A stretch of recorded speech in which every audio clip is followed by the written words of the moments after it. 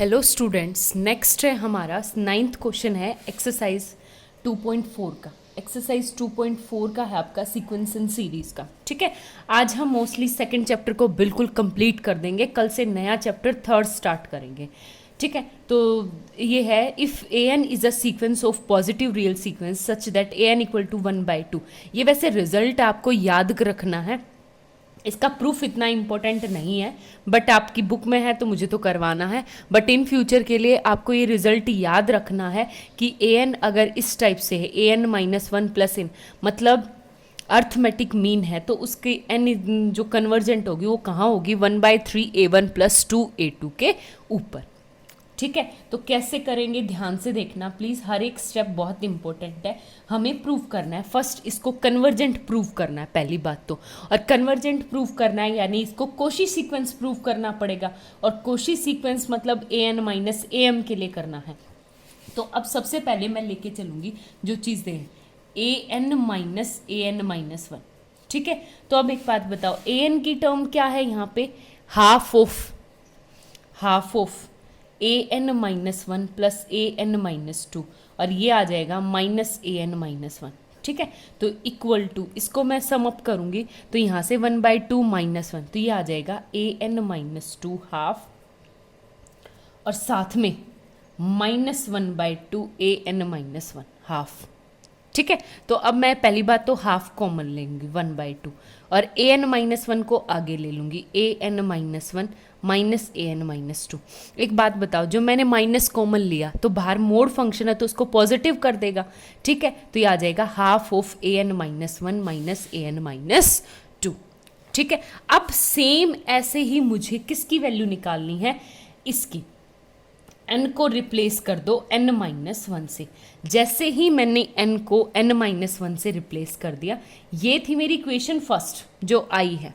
Equation second मतलब n को replace कर दो किससे, n -1 से, तो आपका क्या हो जाएगा a n -1 minus a n -2 equal to 1/2 आगे as it is into a n -2 minus a n -3।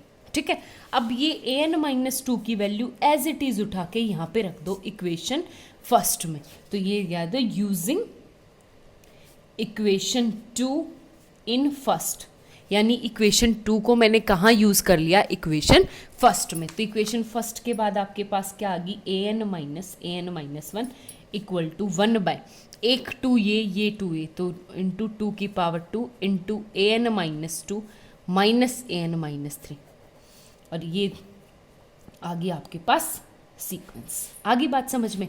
अब एक चीज़ देखना ध्यान से आप लोग, जब मेरी यहाँ पे ए एन की -n जब मेरा था तो ए एन -1 थी तो 1 पावर, -2 है तो 2 पावर। इस तरह अगर मैं चलूँगी कितने टाइम्स कंटिन्यू वे में, nth टाइम। ठीक है, क्योंकि यहाँ पे n -2 है ना, तो ये n -3, तो यहाँ पे आना है मुझे 1 और यहाँ पे आना है 2, तो 2 आने के लिए मुझे क्या करना पड़ेगा, यहाँ पे n -2 टाइम चलना पड़ेगा। आगे बात समझ में, ध्यान से समझना, देखो प्लीज़, यहाँ पे आपके पास क्या आना चाहिए, पीछे 1, यहाँ पे 2, यहाँ पे 1 और 2 आने के लिए मुझे यहाँ पे n -2 यानी n -2 स्टेप्स चलने पड़ेंगे। तो ये आ जाएगा by continuous this A N -1 equal to 1/2 की पावर कितनी हो जाएगी, n -2, और यहाँ पे क्या आ जाएगा a2 -a1। आगे होगी शायद आपको लोगों को बात समझ में, कैसे करना है, a2 -a1। ठीक है, अब आपको कैसे करना है, ये आ गई मेरी मेन इक्वेशन कि अगर ए एन -1 होगा तो इस टाइप से। ठीक है, अब इसका यूज़ हमें कहाँ करना है वो ध्यान से देखना। आपको क्या करना है, यहाँ पे कोशी सीक्वेंस प्रूव करनी है। जो चीज़ अब तक दे रखी थी उसकी वैल्यू निकाली मैंने और कुछ नहीं किया, तो अब क्या करना पड़ेगा आपको, a n -am Cauchy sequence prove करनी पड़ेगी। तो for all n is greater than equal to m के लिए Cauchy sequence a n -am prove करनी पड़ेगी। तो आपके पास क्या आ जाएगा, एक तरह से एक बात बताओ, a n -an -1 plus an minus 1 minus an minus 2 plus an minus 2 minus an minus 3। इस तरह मैं लास्ट में कहाँ तक जाऊंगी, am प्लस 1 माइनस am तक। ठीक है, क्यों गई ये चीज़ देखो। आप लोगों के पास क्या था, an माइनस am तो पहले एज इट इज़ है ही माइनस am।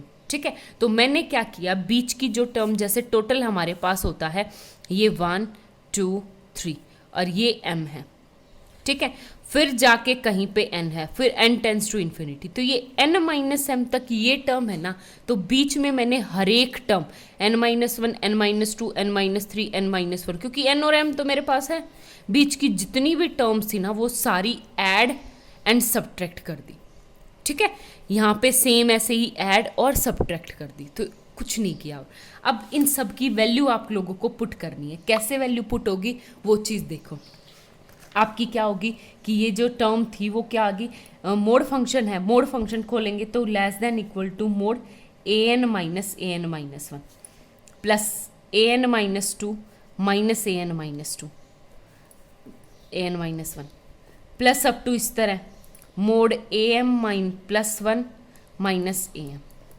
ठीक है, आगे बात समझ में। और ये क्वांटिटी मेरी किसके इक्वल थी, जो मेरी an माइनस an यहाँ से किसके इक्वल है, 1 अपॉन इक्वल टू 1 अपॉन 2 की power n minus 2 into a2 minus a1। ठीक है, ये टर्म कितनी हो जाएगी, n माइनस 1 के लिए चलेंगे तो 1/2 की power n minus 3 a2 minus a1। ठीक है, आगे बात समझ में। तो सेम लास्ट में बिल्कुल plus plus plus plus 1 upon 2 की पावर, देखो यहाँ पे क्या था मेरा an माइनस 2 के लिए, n माइनस 2 के लिए तो 2 n माइनस 2, ये a2 के लिए a2 माइनस ये टर्म थी n माइनस 1 के लिए, तो n माइनस 3 के लिए m प्लस 1 है, तो m प्लस 1 के लिए क्या आ जाएगा आपके पास 1 अपॉन, दो टर्म पीछे है ध्यान देना, ये है 2, यहाँ पे था n की जगह आया n माइनस 2, तो आपको दो टर्म पीछे जाना, ये m प्लस 1 है ना, तो पहले तो m फिर m माइनस 1।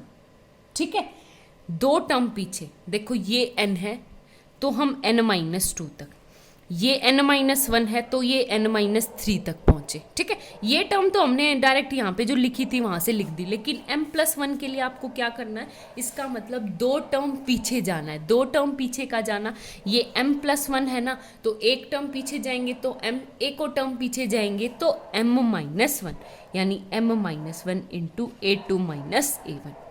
आगे बात समझ में। अब a2 minus am through out common ले लो, मोड फंक्शन है ये, mode function. a2 minus am मैंने जब थ्रू आउट कॉमन ले लिया तो ये क्या बन गया आपके पास 2 की पावर n माइनस 2 प्लस 1/2 की power n minus 3 plus up to last तक 1/2 की पावर m माइनस 1 और इनटू में मोड a2 माइनस a1। ठीक है, ये आ गया। अब कैसे सॉल्व करेंगे इसे, ये आ गया a2, ये है मेरे पास फर्स्ट, ये आ गई मेरे पास एक तरह से जीपी आ गई, जिसकी जीपी की फर्स्ट टर्म तो ये है, और आपके पास क्या आ जाएगा कॉमन रेशियो 1/2, तो जीपी का फॉर्मूला क्या होता है 1/a मतलब 1/2 की power m minus 1 into 1 minus 1 upon क्या हो जाएगा 2 की पावर n माइनस m। कितनी टर्म्स है n minus m, total n थी और उनमें से ये घटा देंगे तो n माइनस m। ठीक है, तो ये आ जाएगा n माइनस m अपॉन में 1 माइनस 1/2 और साथ में मोड a2 माइनस a1 बिल्कुल एज इट इज। और आपके पास क्या होगा, इसको सॉल्व करेंगे तो नीचे ये 2 माइनस 2 ऊपर जाके क्या आ जाएगा 1/2 की पावर m माइनस 2। ठीक है, और ये क्या आ जाएगा 1 माइनस 1 अपॉन 2 की पावर n माइनस m और मोड a2 माइनस a1।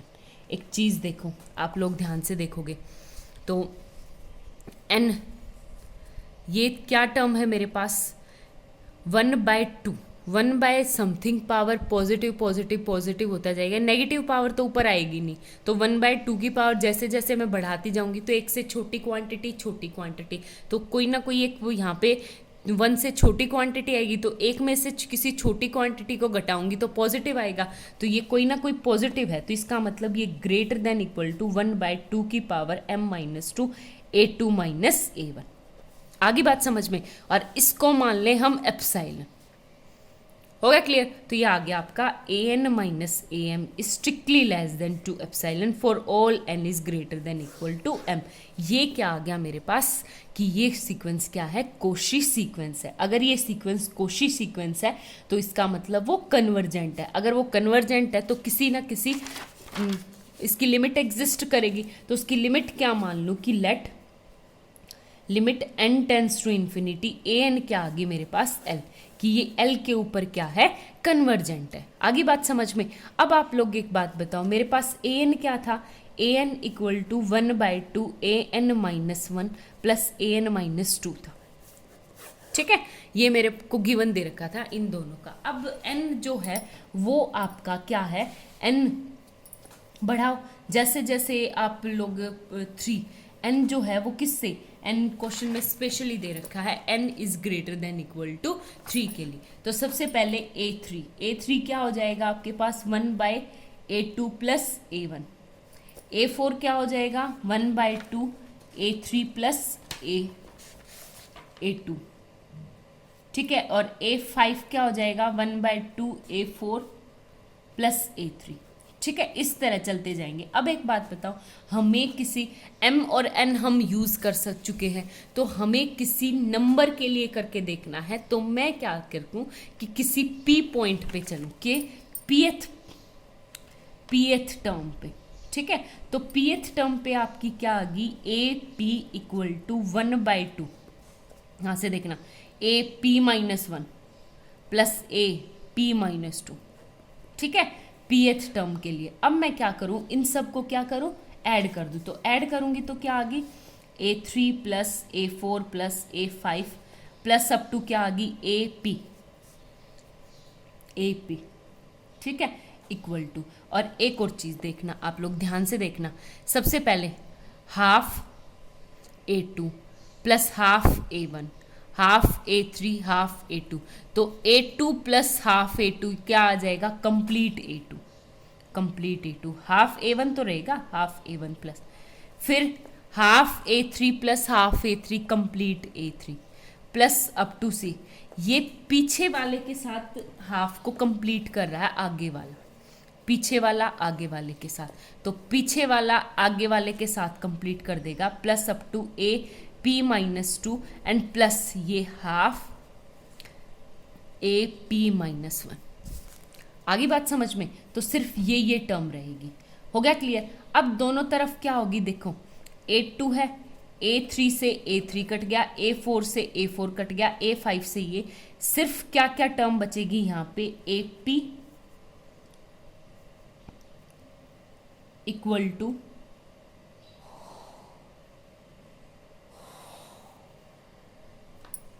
देखो क्या क्या टर्म बचेगी, AP, एक तो AP कट गया, A3 A4 A5 ये सारे कंप्लीट थे, कट गए। लेकिन यहाँ पे देखो हाफ AP माइनस 1 है, तो यहाँ पे भी क्या बच जाएगा, एक AP माइनस 1, ठीक है, equal to half A1 plus A2 plus 1/2 AP minus 1, ये टर्म बच गई।